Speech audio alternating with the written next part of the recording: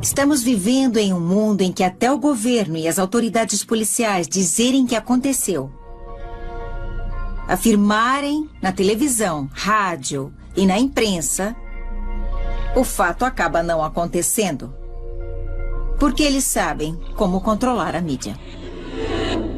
Parece haver um esforço combinado para realmente encobrir evidências de que os alienígenas têm visitado e interagido com humanos por milhares de anos. Parece mesmo haver algum tipo de encobrimento internacional ocorrendo. Evidências tangíveis de algum tipo de nave nos céus que possivelmente não é deste mundo. Este é um fenômeno global. Nós estamos sendo visitados por extraterrestres. Eu acho que nós chegamos ao ponto em que somos capazes de aceitar e interagir com extraterrestres. Está lá fora. Se procurar por evidências, elas estão lá. Gebel Kashmel Tarif, Egito. Acredita-se que esta montanha, que se eleva no deserto do Sinai, tenha sido palco de 2 dos mais importantes encontros divinos. Foi o pico onde o patriarca bíblico Moisés encontrou a sarça ardente e o lugar onde Moisés, mais tarde, recebeu os 10 mandamentos de Deus. Mas qual foi a real natureza do encontro de Moisés?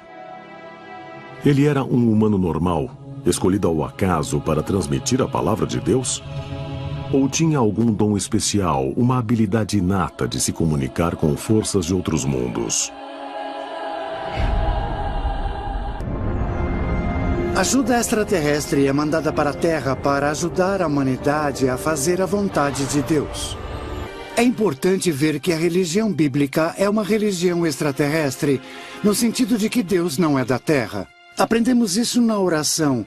Pai nosso que estás no céu, santificado seja o vosso nome, venha a nós o vosso reino, seja feita a sua vontade, assim na terra como no céu. A literatura mística do mundo inteiro relata a visita de anjos, deuses, algum tipo de criatura sobrenatural que interage e interfere, que representa poderes além de nosso entendimento.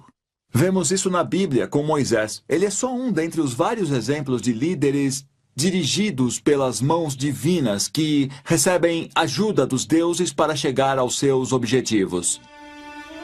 Além das histórias do profeta Moisés, o Velho e o Novo Testamentos também trazem relatos semelhantes a vários outros profetas, incluindo Elias, Isaías, Noé, Abraão, Enoque e Jesus.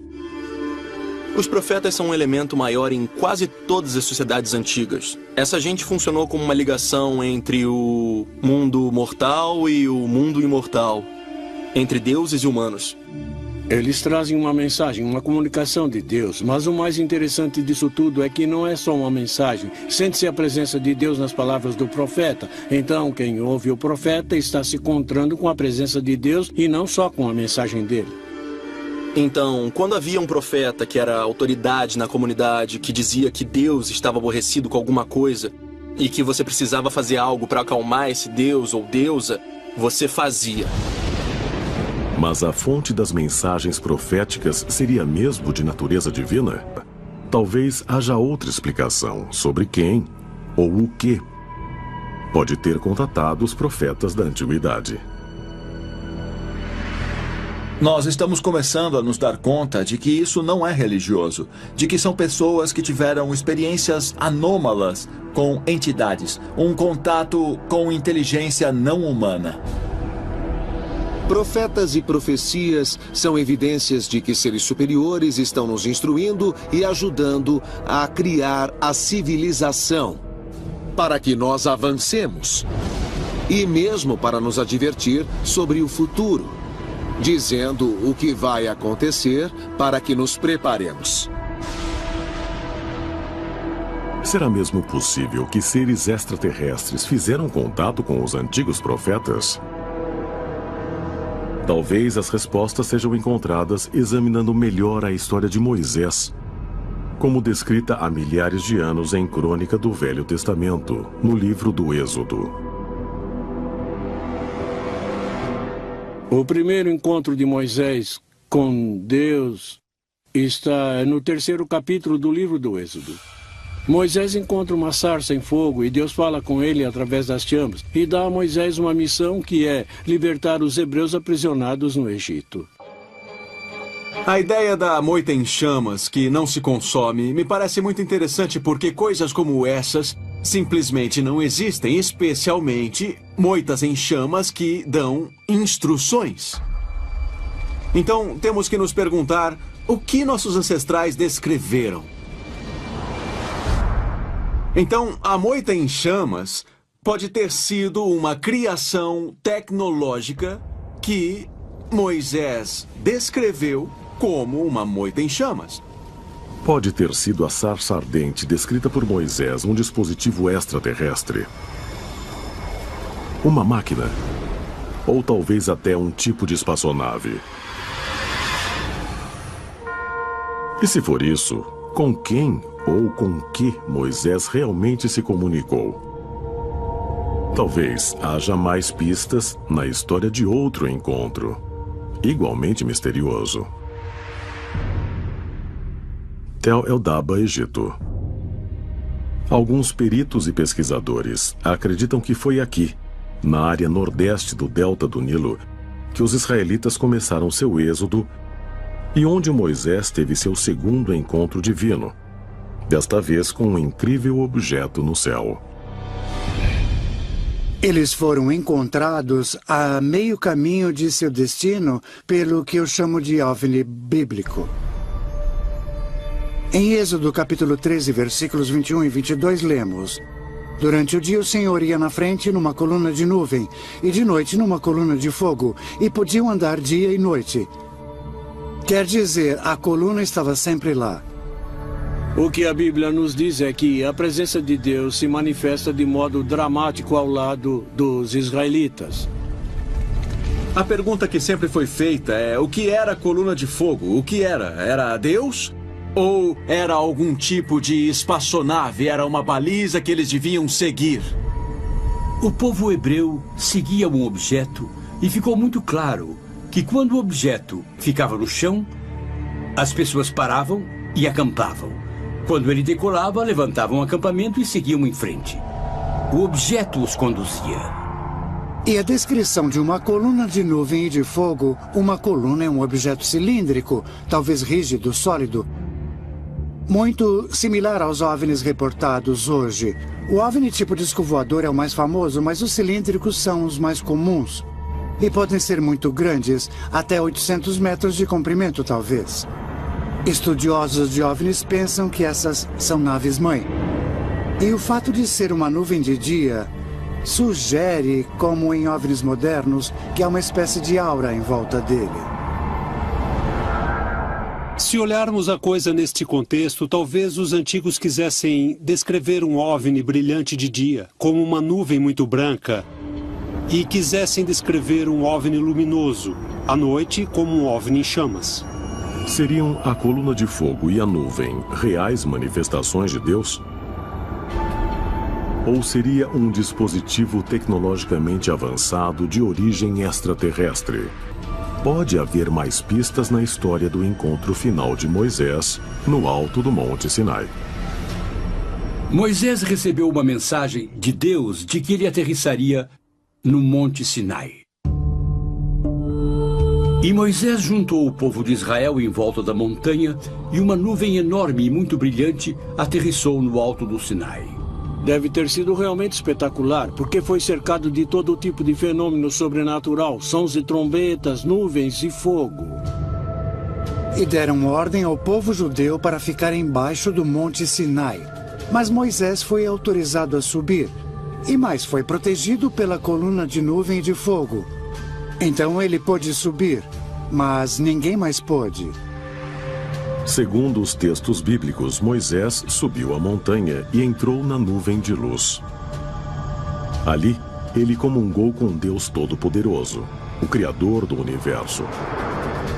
E depois de 40 dias, ele voltou trazendo os 10 mandamentos. Moisés subir a Deus e ficar fora 40 dias lembra muito os contatos imediatos de hoje em dia, onde quem é contatado recebe instruções e regras a seguir em termos de elevar a raça humana. Os mandamentos que foram dados vão contra a nossa natureza animal, porque, de certa forma, o que a Bíblia diz é que Deus daria poderes divinos ao homem desde que soubesse manejá-los. O problema é que nós não temos ética para isso. Não matarás, não cometerás adultério, não roubarás. Os 10 mandamentos são um começo para manejarmos os poderes divinos. Os profetas foram designados para serem porta-vozes dos poderes que tentavam dirigir o mundo através de regras e leis, verdadeiros mandamentos que levariam à obediência moral, que é superior a seguirmos nossos instintos animais. Será que o encontro de Moisés no Monte Sinai não foi com Deus Todo-Poderoso, mas com algum mensageiro extraterrestre? Alguém que deliberadamente procurou guiar e governar o comportamento humano? E descreveu os seres extraterrestres que desceram do céu.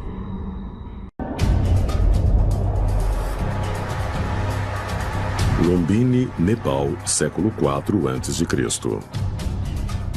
Foi nesse período que os contos de Jataka, antigos poemas budistas em prosa, foram escritos. Os formidáveis escritos documentam o nascimento sobrenatural e a vida do Supremo Buda, líder espiritual sobre cujos ensinamentos foi fundada a religião budista. Ele foi psiquicamente marcado por mensagens telepáticas de seres extraterrestres. A mãe de Buda é a Rainha Maia e acredita-se que ela teve um sonho uma noite. Sonhou com um elefante branco entrando em seu útero, pelo que ela concebeu e deu a vida a Buda. O Buda, acredita-se, atingiu a iluminação depois de meditar um longo tempo sob uma árvore. A iluminação se chama Nirvana. No budismo, há uma história interessante de Buda se encontrar com os chamados Devas, espíritos especialmente luminosos. Devas são como super-humanos, como super-heróis. Eles podem voar, vivem muito tempo, são muito fortes, muito mais altos do que os humanos. Eles também têm naves que ajudam a voar. Devemos nos perguntar quem são esses Devas. De muitas formas parecem ser extraterrestres. Buda escreveu sobre esse estado que chamou de Paranirvana, como sendo um estado de contato com os imortais. E outras tradições dizem que isso se dá quando se faz contato com os deuses.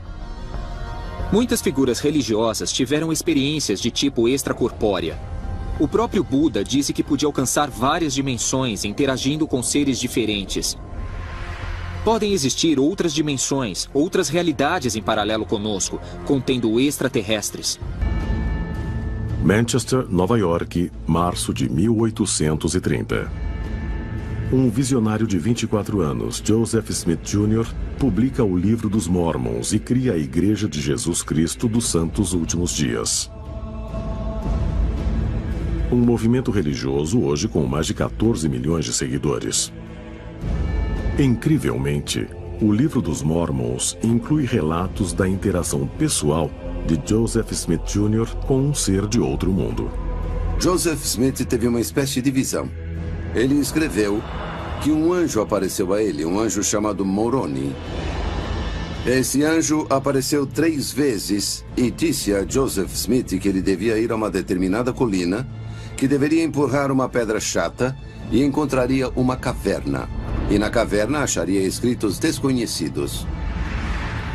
Ele mostrou a Joseph Smith o local do tesouro escondido, placas douradas com escritos de algum outro lugar, uma nova revelação, um novo livro da Bíblia. E ele explicou que tinha vindo das estrelas Pleiades, de modo que a fonte do Livro dos Mormons é extraterrestre. Smith descreveu várias outras ocasiões em que pareceu estar com esse extraterrestre, Moroni. Joseph Smith é interessante porque se encontra com seres míticos. A história de Smith é bastante peculiar, obviamente porque uma religião foi criada com base nos seus encontros. Podemos ver como quisermos. Podem ser seres de carne e osso ou anjos de verdade, mas serão sempre extraterrestres. Quanto a isso, não há dúvida.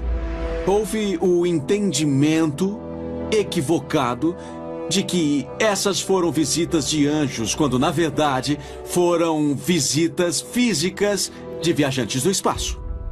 Seria possível o anjo Moroni, que instruiu Joseph Smith Jr., ser de fato um extraterrestre? E se for assim, seria o Livro dos Mormons uma evidência de que esses seres compartilharam informações com a humanidade?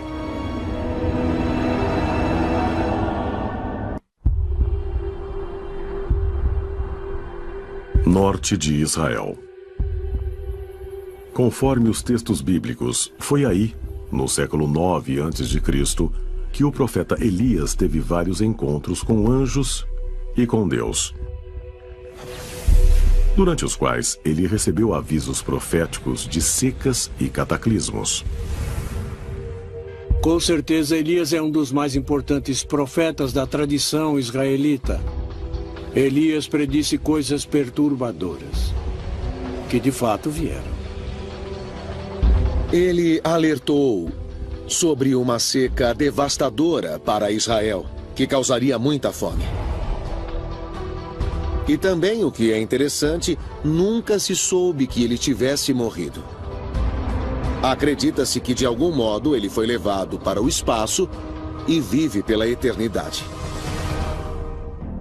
No encontro final de Elias com Deus, descrito no segundo livro dos Reis, o profeta é levado ao céu em um turbilhão, no que a Bíblia hebraica descreve como uma carruagem de fogo puxada por cavalos. Há uma história no livro dos Reis sobre Elias que narra esse estranho fenômeno aéreo, descrito de várias maneiras como sendo um turbilhão brilhante, uma nuvem de luz, claramente uma espécie de objeto no céu. A experiência de Elias detalha um objeto giratório ou um raio giratório que o levou para o objeto. Viram um redemoinho ir para cima dele e uma carruagem de fogo. A pergunta é, o que era giratório? A carruagem de fogo ou o raio que desceu e o levou para cima? Para os crentes, esse evento extraordinário é um milagre religioso. Mas não poderia Elias ter sido escolhido por seres celestes para propósitos de outro mundo? O que muita gente não percebe é que a primeira coisa que vemos de Elias não é a que diz que ele foi levado para cima por cavalos, mas sim por uma carruagem de fogo, inicialmente descrita como uma fornalha em fogo. Mas o que é uma fornalha em fogo? O fogo poderia ser de alguma máquina. Ele foi levado por um turbilhão, sabe? É só olhar, por exemplo, a decolagem do ônibus espacial. Existe todo um estrondo, um turbilhão de fogo de foguetes, etc. Colocado em contexto, fica fácil enquadrar o evento na categoria OVNI. Teria sido Elias um homem escolhido por seres extraterrestres para ajudar a corrigir o curso da humanidade? E se for assim, essa ajuda explicaria outros eventos bíblicos, mais incríveis ainda, entre Deus e a humanidade. Quem vê Elias vê uma embarcação, uma nave básica, uma carruagem de fogo. E então entram nela. Eles encontram os seres que são muito luminosos e que falam com eles, dão instruções. Serão os estranhos relatos de Elias, Joseph Smith Jr. e Buda, uma prova de que seres divinos influenciam a humanidade há milhares de anos. E se for assim, as palavras desses profetas, quando vistos em conjunto, revelariam mesmo um grande plano para a espécie humana.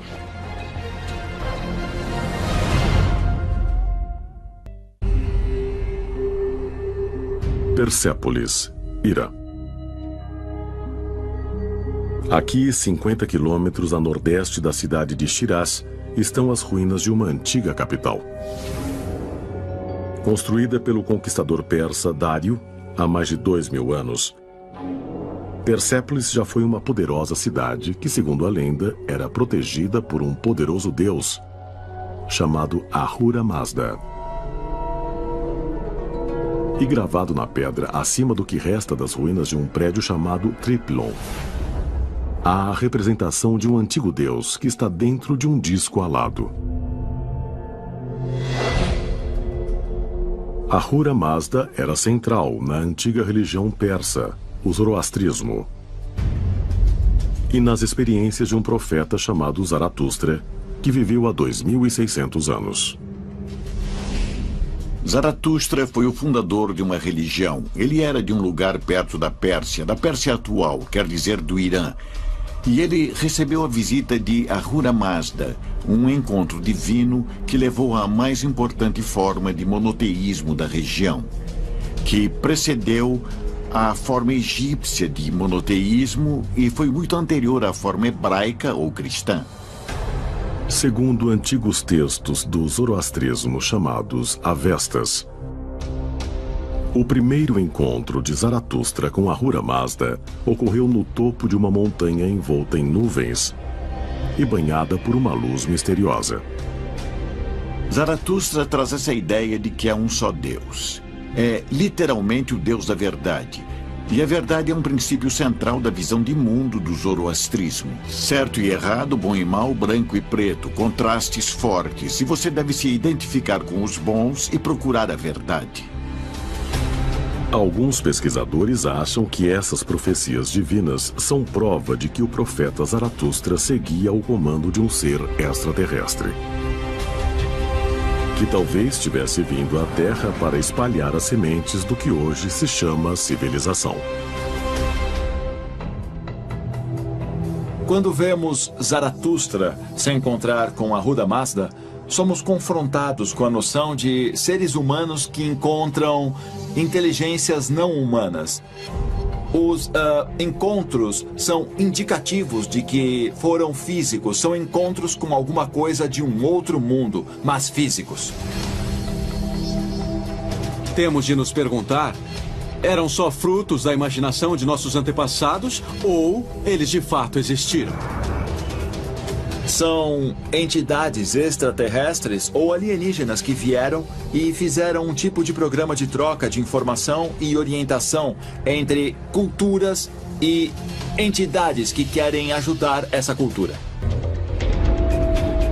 Mas por que seres extraterrestres usariam humanos para moldar nossas religiões, nossa política, nossa ciência?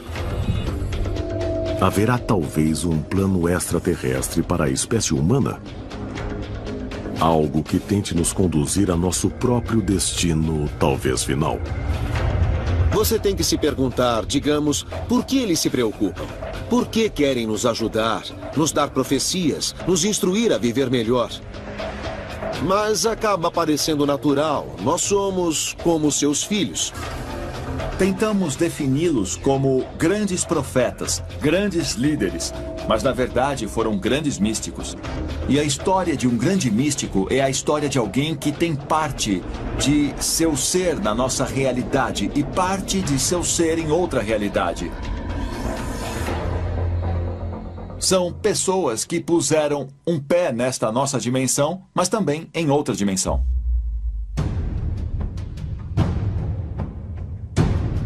Profetas, escolhidos por seres de outros mundos, e que levam mensagens que mudaram o destino da humanidade.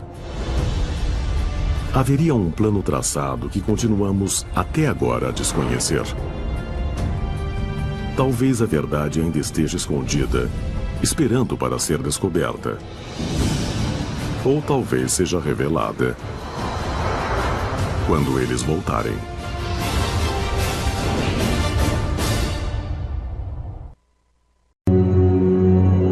O fato é que a história da criação em nossa Bíblia é a história da criação nas culturas de todo o mundo. a história do dilúvio, a evolução da espécie humana, o desenvolvimento da linguagem. Tudo isso indica, e a Bíblia afirma, que a vida na Terra veio do contato com uma forma de vida extraterrestre.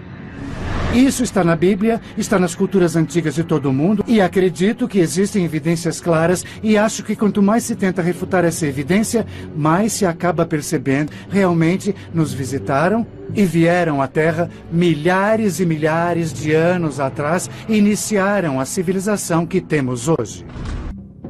A crença em seres celestiais que interagem com os seres humanos é central em várias grandes religiões. De fato, segundo a Bíblia, no livro do Gênesis, Deus criou os primeiros seres humanos, Adão e Eva. A Bíblia também contém outras passagens que descrevem estranhas interações entre seres sobrenaturais e seres humanos. As pessoas acreditam que os mensageiros desceram dos céus, fizeram sexo com seres humanos, e foi isso que produziu gigantes como Golias. Assim, em sentido técnico, eles são alienígenas. Sejam deuses ou sejam anjos, eles são seres sobrenaturais. A interpretação das histórias bíblicas tem provocado debates e controvérsias. Quase todos veem um único Deus dirigindo e influenciando o destino humano, mas outros argumentam que diversos deuses são responsáveis por isso. O Antigo Testamento diz claramente: façamos o homem à nossa imagem e semelhança. Agora, do ponto de vista gramatical, essa frase não tem sentido, porque lemos Deus e depois lemos nossa imagem. Bom, os teólogos sugerem que nossa se refere à Trindade, à Sagrada Trindade. Então, basicamente, se mudássemos a palavra Deus para deuses, de repente a frase faria sentido. Então os deuses criaram o homem à imagem deles. O que temos então é essa referência: criemos o homem à nossa imagem. Isso você encontra em vários textos religiosos, especificamente a Bíblia judaica, que os cristãos também aceitam, e no Alcorão, que os muçulmanos consideram sagrado. Lá temos a referência a Deus no plural. Isso é muito interessante. Por milhares de anos, a humanidade tentou representar os seres que acreditavam terem vindo dos céus. Muitas dessas criaturas parecem ter características humanas. É comum que tenham 2 braços, 2 pernas, dedos e cabeça, igual a nós. E se for assim? E se nós formos os descendentes desses seres que vieram de outro planeta? Nós não fomos criados, nós fomos trazidos aqui e semeamos o planeta Terra como uma colônia de um outro planeta. Então somos os colonos de outra raça. E é por isso que os alienígenas se parecem conosco. Na China antiga também existiam as mesmas crenças que encontramos entre os egípcios, os índios americanos e os Dogons. As divindades vinham das estrelas. Segundo a mitologia chinesa, que data de 3000 a.C., quando o deus chamado Huangdi nasceu, houve uma radiação da grande estrela Qi.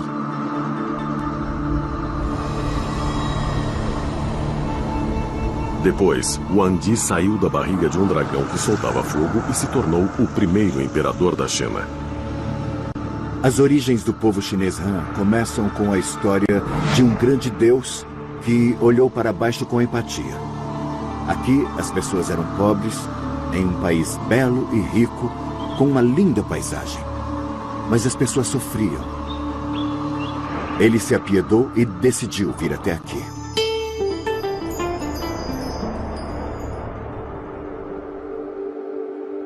Huangdi chegou ao planeta Terra em um dragão voador. Ele tinha o poder do voo. Huangdi podia ir a qualquer lugar em questão de minutos. E geralmente fazia isso montando em seu dragão e voando para lá.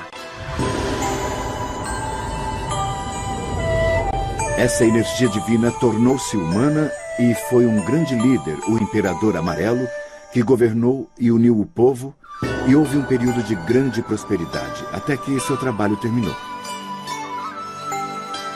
Wang Yi trouxe ordem ao caos, criando o primeiro império da China. Ele é visto como um herói cultural e é responsável por inventar a bússola, a acupuntura e por padronizar a escrita chinesa.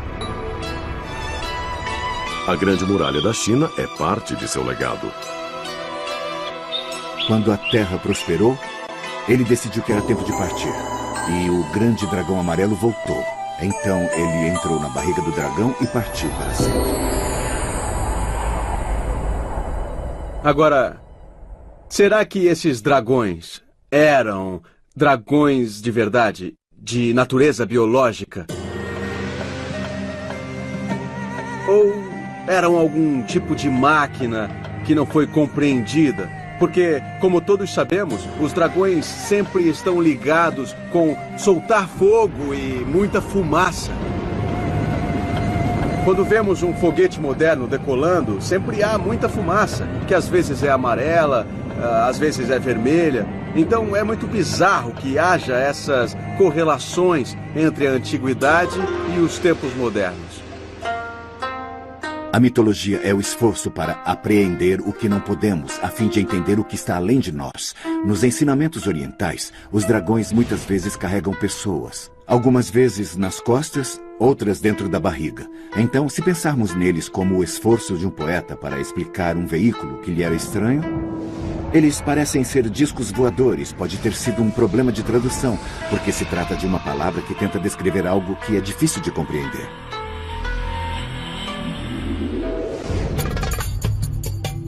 6.500 quilômetros a oeste da China, há outra lenda de seres celestiais que influenciam uma civilização no lugar onde hoje fica o Iraque. A lenda babilônica de Enuma Elish data do século VII a.C. O texto foi descoberto em 1849 pelo arqueólogo britânico Sir Austin Henry Layard, que procurava as ruínas da biblioteca de Assurbanipal, em Nínive. A história diz como os primeiros seres humanos foram criados por uma raça extraterrestre chamada Anunnaki.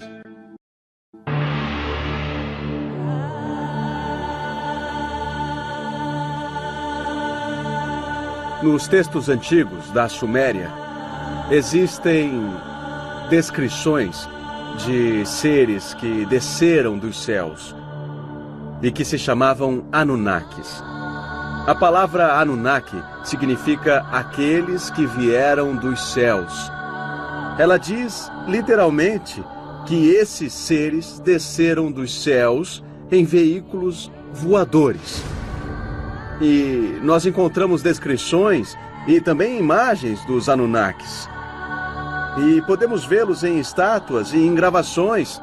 E é mesmo muito interessante ver que esses seres parecem ser viajantes espaciais modernos com trajes estranhos. Alguns usam relógios de pulso, eles vestem botas e capacetes, mas, acima de tudo, asas.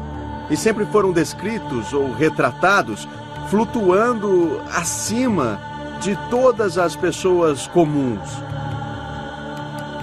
Então, a pergunta é, quem eram os Anunnakis? De acordo com a hipótese do astronauta antigo, eles eram viajantes espaciais que visitaram a Terra num passado remoto.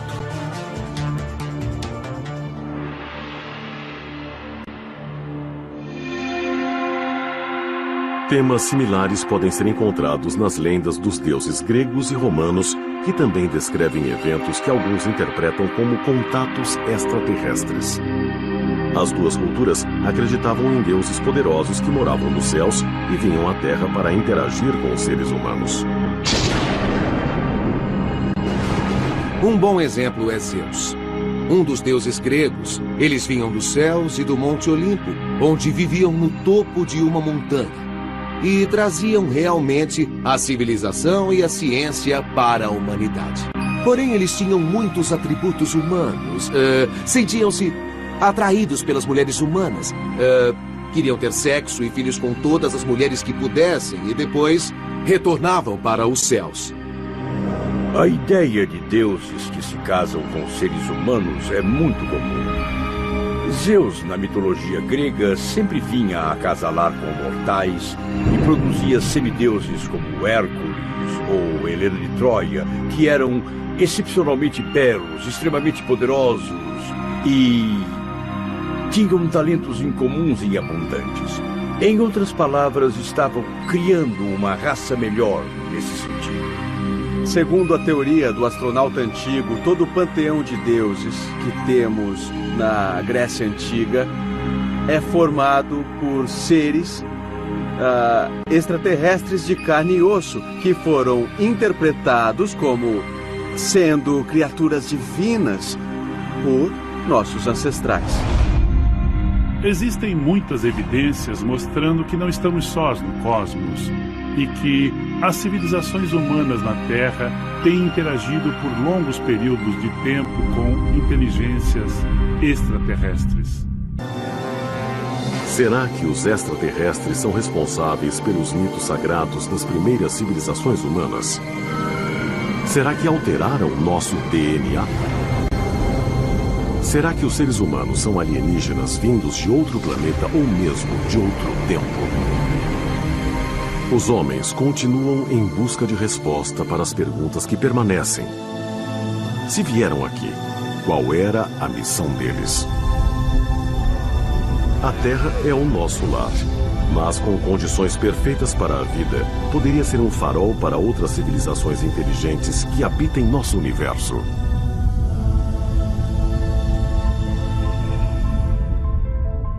Eu acho que existe vida simples, como bactérias e micróbios em outros planetas. Acho que vamos encontrar isso. E quem sabe, talvez um dia encontremos algum outro planeta que possa sustentar a vida, no qual as pessoas tenham evoluído por um longo período e onde elas também olhem para as estrelas, pensando se existirá alguém lá fora ou se estão sozinhas. Qual pergunta mais importante podemos fazer sobre nós e nosso lugar no universo? Existe vida em outro lugar do universo ou somos só nós? Eu acho que essa é uma das perguntas mais fascinantes e somos afortunados por viver em um tempo em que podemos estudar essa questão cientificamente e realmente tentar obter respostas. Podemos chegar à conclusão de que algo muito estranho está acontecendo neste planeta.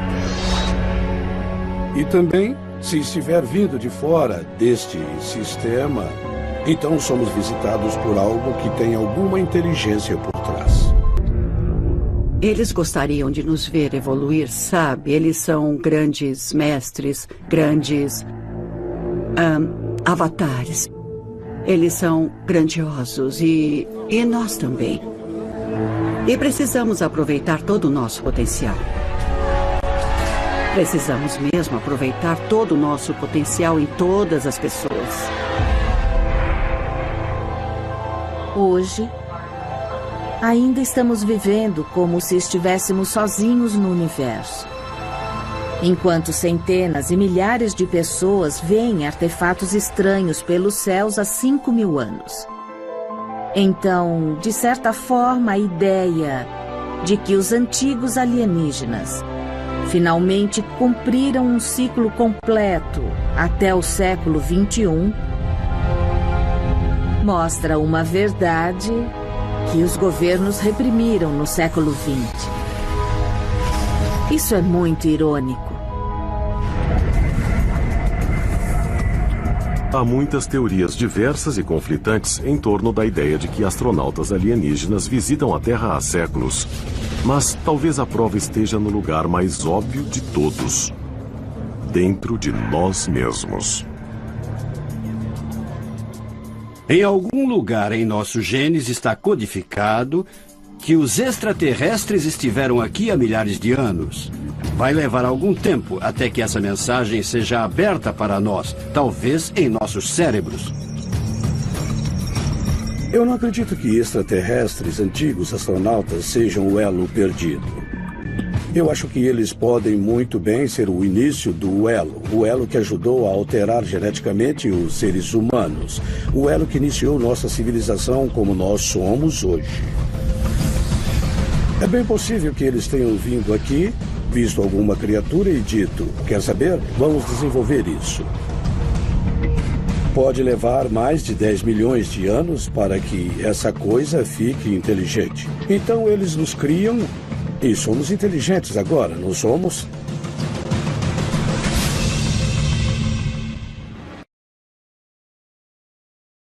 Os antigos ETs realmente queriam controlar a raça humana. O deus Enki criou os humanos como uma raça de escravos. Mas seus superiores o proibiram de lhes dar a conhecer suas verdadeiras origens por medo de uma revolta. Na verdade, a intenção expressa desses extraterrestres era criar esse tipo de ignorância. Isso é tratado em alguns mitos da criação e é exatamente do que trata o mito bíblico de Adão e Eva também. Quando Adão e Eva quiseram provar o fruto que é o símbolo do conhecimento, os deuses disseram: não, vocês não podem ter acesso a esse conhecimento.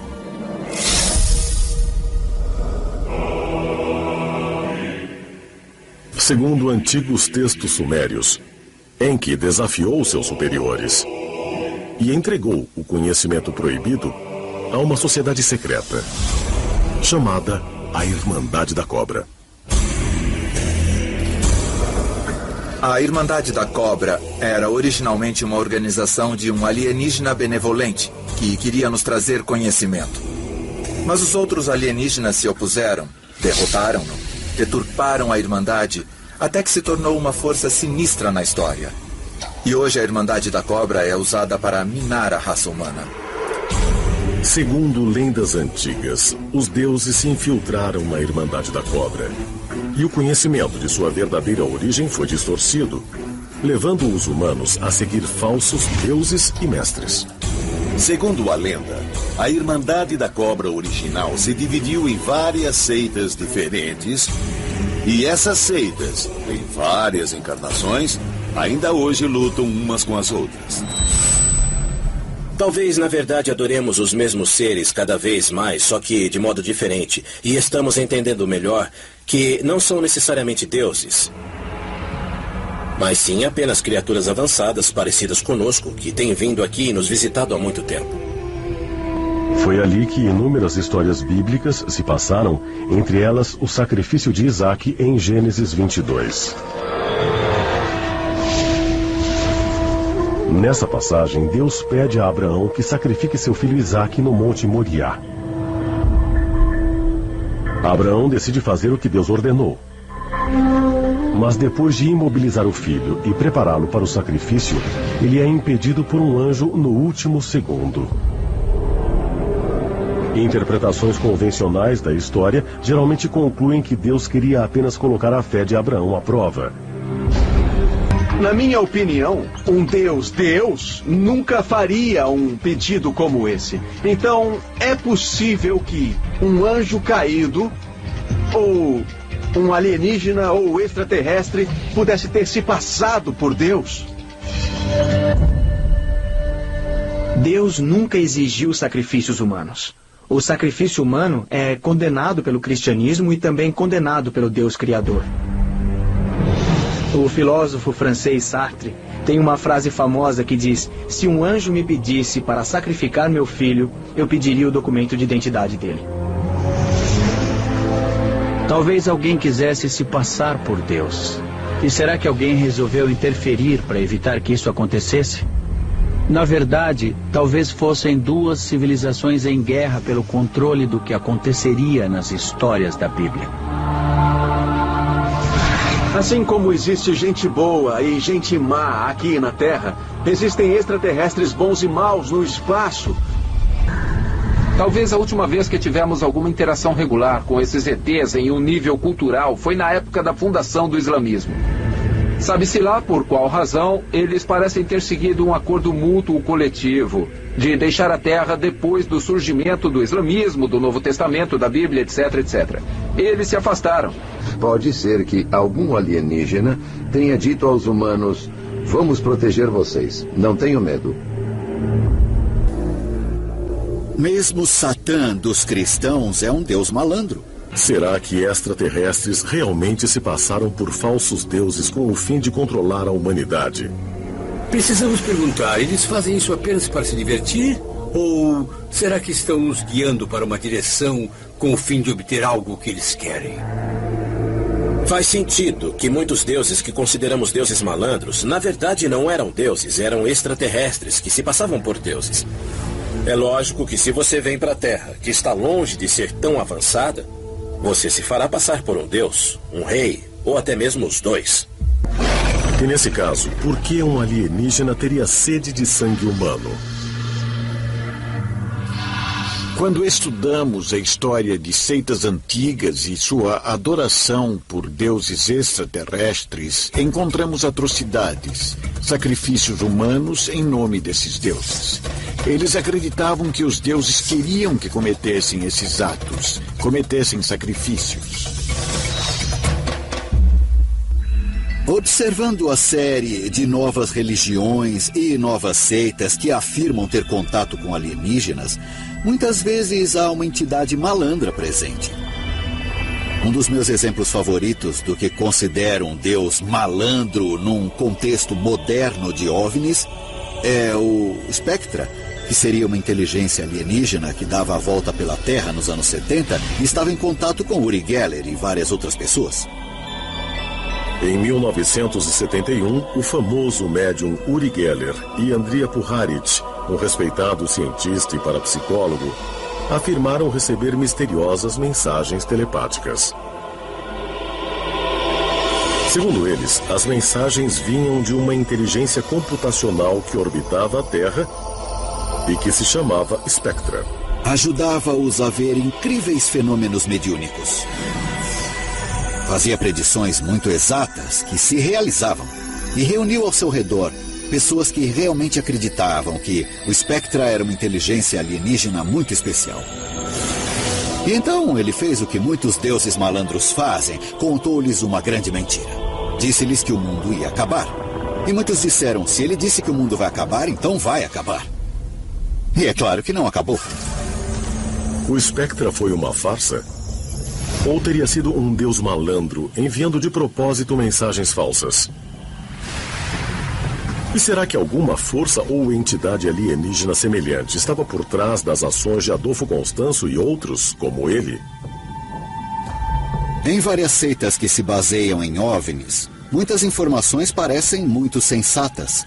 São confirmadas, parecem ser muito válidas, mas tornam-se cada vez mais estranhas. Previsões e promessas são feitas e não se concretizam. Vemos isso no século XXI.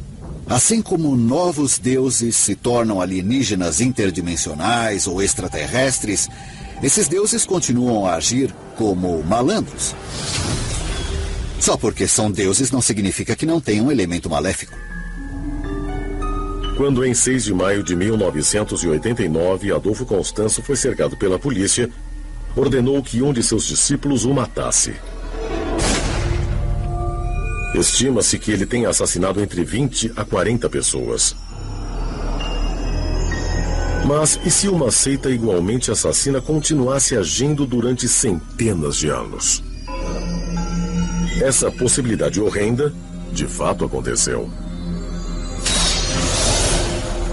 E as vítimas não se contam em dezenas ou centenas, mas em milhões.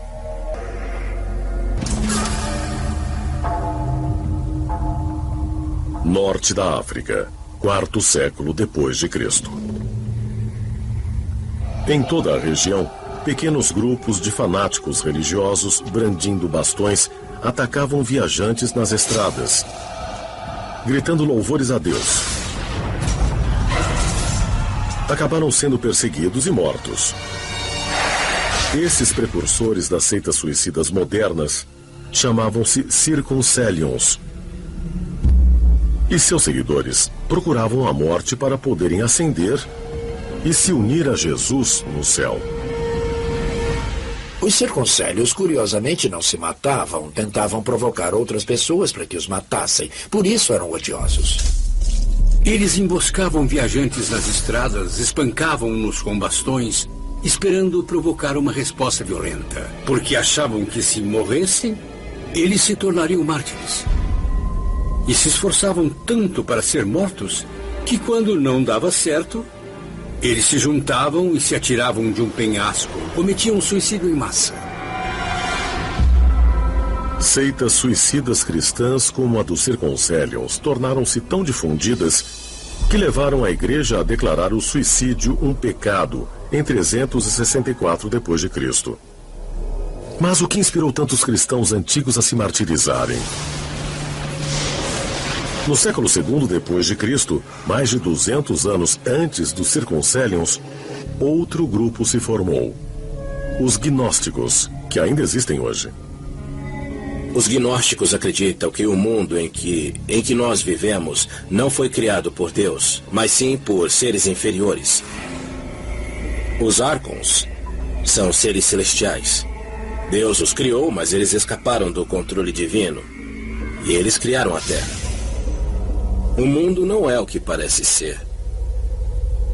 E se você tiver esse conhecimento, você pode entrar num mundo superior. Os Arcons eram entidades que vieram à Terra para desviar a espécie humana para seus próprios fins. Imagine um grupo de extraterrestres demoníacos que se alimentam do sofrimento humano, que estão aqui até hoje, cada guerra, em cada penúria, cada peste, cada desgraça humana. Esses eram os Arcons. Será que uma ligação subconsciente com um passado extraterrestre fez com que grupos como os gnósticos e os Circoncelions acreditassem na existência de um mundo melhor que o deles?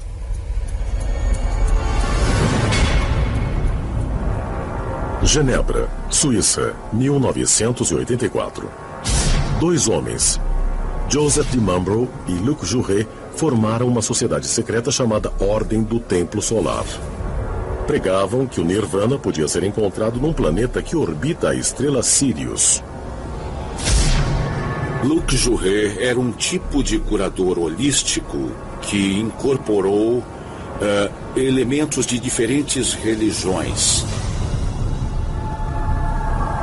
Principalmente o cristianismo, a Ordem dos Templários, afirmações sobre extraterrestres e criou um construto religioso. Jouret era o mentor do grupo, mas era a filha de Mambrou, que chamavam de criança cósmica, que lideraria o novo mundo.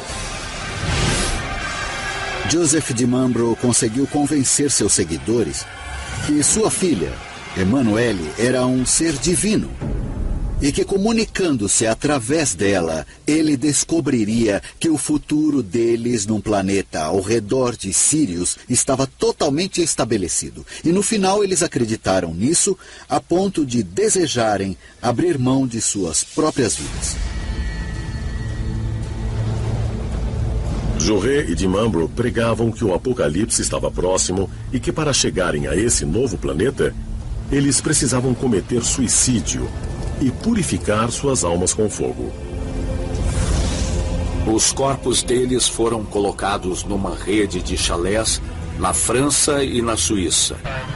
Mas as autoridades ficaram ainda mais chocadas quando, naquele mesmo ano, outro grupo de fanáticos também cometeu suicídio em massa com um propósito semelhante. O Heaven's Gate. Quando os membros da Heaven's Gate cometeram suicídio, no começo pensaram que era mais uma facção do Templo Solar. Só mais tarde foi estabelecido que era outra seita totalmente diferente. No final dos anos 80, ao mesmo tempo em que a Heaven's Gate e a Ordem do Templo Solar conquistavam seguidores, mais uma seita se formava em Uganda, chamada Movimento pela Restauração dos 10 Mandamentos Divinos. O líder, Joseph Kibuiter, afirmava estar em comunicação direta com a Virgem Maria através de aparelhos elétricos em sua casa. A Virgem Maria falava pelo telefone, pela televisão, o que é muito semelhante ao modo com que seitas baseadas em extraterrestres afirmam se comunicar com OVNIs. Kibuiter previu que o mundo acabaria em 31 de dezembro de 1999. Quando a data passou e nada aconteceu, ele decidiu acabar com o mundo ele mesmo. Ele os envenenou e jogou os corpos em poços.